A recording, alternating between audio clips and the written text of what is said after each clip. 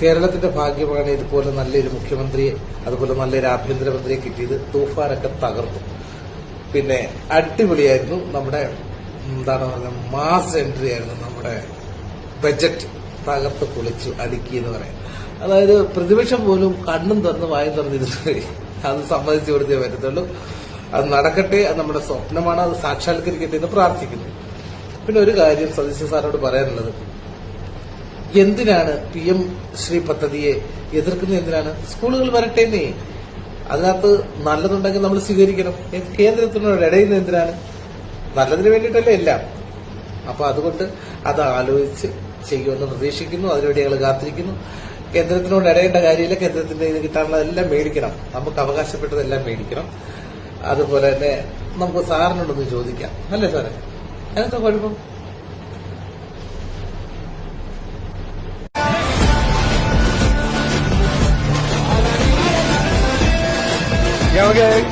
പറഞ്ഞിട്ടുണ്ടെങ്കിൽ അത് പറഞ്ഞിട്ടുണ്ടല്ലോ.